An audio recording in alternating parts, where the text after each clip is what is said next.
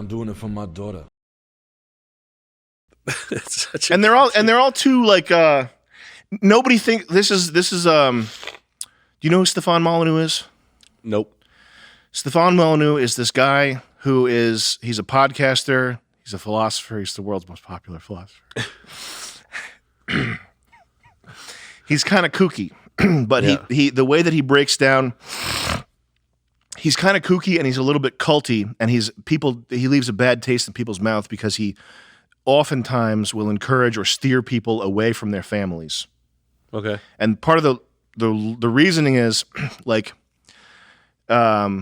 this occurred to me when I asked my dad to sell me property, and he offered to sell me this piece of property that was probably like $150,000 worth of property for $400,000. That's what he was going to sell it to you for? Yeah. So he's going to give you a good deal? So his family hookup was to gouge me, to charge me like top buck, more than double what it could possibly have got. What Stefan Molyneux talks about a lot is there's one thing that's a very special point, which is the way that this is not really related to child molestation or Cain Velasquez, but is you should think about yourself as though you were, at times it is useful to think about yourself as though you were a child that you were taking care of. Okay?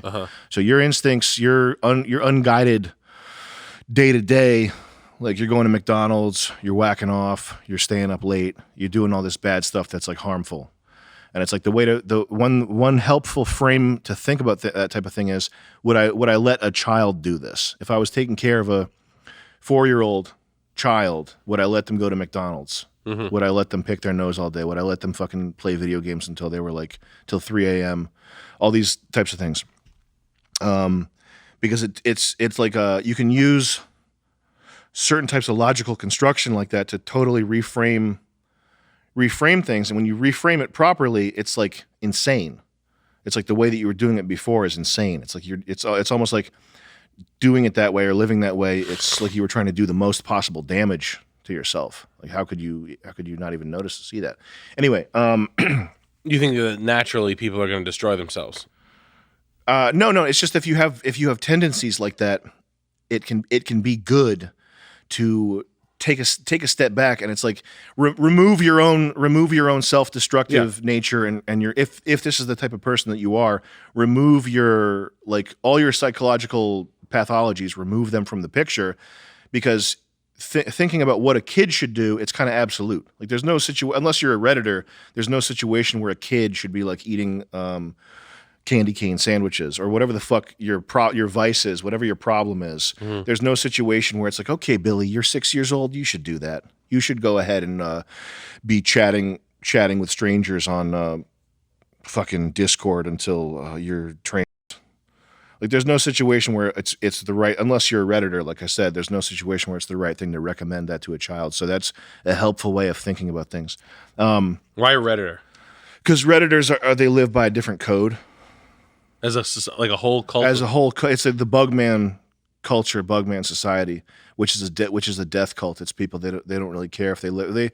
They fear the mechanical, like they have a weird relationship with death. They fear it on the one hand, and on the other hand, if society withers and dies, that's of no consequence to them. But their own personal suffering and their own fantasies about living forever, those are important. Bugman culture is very strange. Why would you want to live forever if the quality of your life is so low and so yeah, is it? Do you think Reddit? Like, I think Redditors aren't like in the NPCs of the world. Like, you don't see them. Like yeah, they're rare to see out in the public. In the public, yeah, which is interesting because there's so many of them. I mean, if you go on the computer, it's such a pervasive mindset. And there's so many people like that. I think there's something inherently bad about constant, like limitless, unchecked socializing. Like it's almost like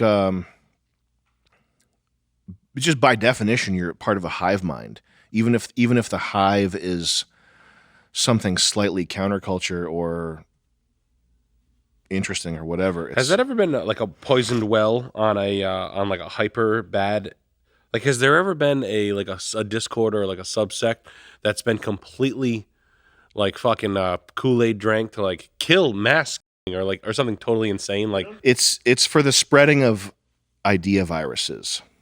yeah. Like it's really a petri dish for idea viruses. So when you're out in the open and you're like fully human, and there's you can feel the like delineation between your skin, the air, a tree, a city street. You're talking to other people. That's when idea viruses, I think, are the hardest to catch on. Yes. And then when you transfer your mind into a screen and you become what is on the screen, and you've been sitting there for so long that you're like physically desensitized. You like no longer even feel the chair, and all you're aware of is the fact that the screen is all of your reality. That's when I think idea viruses can take the greatest grip on you. I'm with you. I know. I think I get what you're saying. That's why, like, when you lose your mind. When I was like 23, and I was like just like a normal construction worker, and within like 5 weeks, I'm like, loose change is real. 9/11, like full on. Like, what was the one? Zeitgeist. Yeah. Like I watched Zeitgeist and became like I was in the metaverse. Where no, you don't understand. Everybody's a lizard. Like you're telling people that you just used to work construction with, that you were talking about like pallet jacks with. Like 3 months later, I'm like this, dude. The president's a bug, dude. He's a spider. Like what the? He's a freaking spider. You can see it. Okay. Freeze the frame. Okay. Freeze the frame. Okay, fine. You want real one? Okay, my boy's a union bricklayer, and he says that in the base of the State House, there's a fucking brick pyramid at the base of the dome. You know about pyramids, right? So now what? Like, and that's a conversation I've had in my life. After, to my friend who's a fellow Bobcat operator. And then they're just like, dude, I know what you're saying. Everybody's a little weird, but like, what the fuck? And you're like, yeah, dude. Yeah, I know, dude. Because fucked up shit happens all the time. That's like people's general understanding of zeitgeist and metaversian theory. Shit happens. Yeah, it's fucking weird, dude. Like, Michael Jackson did some fucked up shit, but he wasn't the first one. I want to harp on this point because Cain Velasquez, I hope he gets to see clips of this. The reason I was talking about Stefan Molyneux, like who's thinking about the situation from the kids. People are really intensely, because what the free Cain stuff, which I think you should be free. I don't think you shouldn't go to jail for shooting up in traffic. And I believe that. That's not a joke. I think they should free him. But the free Cain stuff, the way that people are thinking about it, it's like his outburst of violence. Like all they're thinking about is his outburst of violence. All they're thinking about is the plot line that they're watching on TV, the like anime cartoon plot line of something bad happened, so I got revenge. Okay, and it's like if the revenge was hard enough, it would undo the damage. You know what I mean? Yeah. Like if his outburst was violent enough, it would somehow unmolest his son. Somehow, and I think people think that that's real. Like I think that and they'll probably say stuff like, "You can never undo that damage, but at least he got him." Like I think that's the way people think about it, and they think like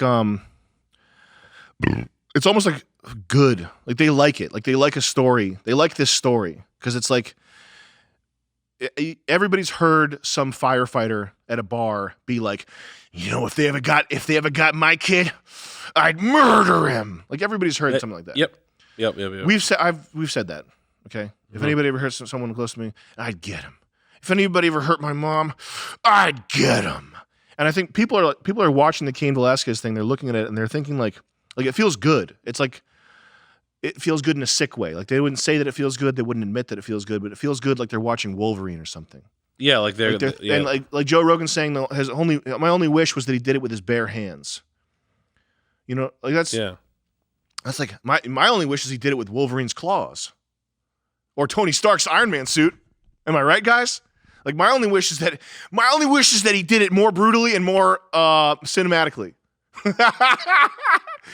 How about this for a start? My only wish is that he killed the guy and didn't hit someone unrelated to the incident or whatever. Like, how about you hit your target for starters? Don't worry about using Cain. Don't worry about using your bare hands, man. Even though it would be way more like Wolverine in a Marvel movie. Worry about getting the guy, actually hitting the guy. If you drive through traffic and try to shoot somebody, you got to get him. You got to get him. That's my first. Yeah, he got away. The fucking guy got away. He didn't even get the guy. He's not in jail right now. That guy's like this. There's the leftists, the Zoomers, the young generation, the bleeding heart people, the emotional people. What everybody wants. Everybody wants a society where we take care of each other, and it's all taken care of, and it's taken care of, and everything that you need is taken care of. Like they want the that trampoline, that safety net, that king size mattress. They love that, the comfort of that, and they think that it's possible to patch those holes where the dangerous shit comes out, and it's like. I think we're at that point now with civilization where it's similar to the AI problem we were talking about last time, where it's the last 5% that's impossible or nearly impossible to get. It's like you can make a car drive itself for 10 hours, but then on 1 minute later, it's going to veer into a Jersey barrier because I thought it was it missed the shit. Yeah, it was snowing. It was raining out, so a squirrel ran across a leaf, and it looked like a bomb. Yeah. So I think we're at that point with civilization where it's like you can't really the layering of law enforcement and rules and like just like social protocol, like not even government based, but like people a village raising a child, that type of thing. Like any more layers from here, it's not going to make it any less dangerous or less likely that something bad happens. It's just going to like just make shit more complicated. All this stuff is it's all interdependent, which is why it's such a mess. Like first of all, it's so hard to predict what's going to happen and pinpoint where effects come from because everything is this like interconnected mesh of shit by design. It's kind of brilliant, but it all has to do with the increasing reliance on the state. Like what they want to take the nuclear family, the mother, the father, the children, and then above that you have like the church, then you have the village, and then you have the state, and then you have the federal. They want to just take that and dissolve all of that so that you're directly. It's like in 1984 in China. Now, it's like the person is directly connected to the state by the checks that they get, the welfare, healthcare, these types of things with the social credit score and all that stuff. Like it's like your link is no longer to your family. Your link is to the stainless steel wall of the government. Stainless steel wall of the government. That's where all this shit is coming from, and ultimately it trickles down to. Why is it taking so fucking long? Cain Velasquez. If they're gonna do it, do it. Saying that it'll get you done, and also telling people saying you got to do something. Yeah, like that's what I like. That's you've heard me say that, right, Joey? When there's some like bad situation and something's like fucked up, it's like you're in a lot of trouble right now. I like to say, I don't know, you got to do something. Just make a move, man.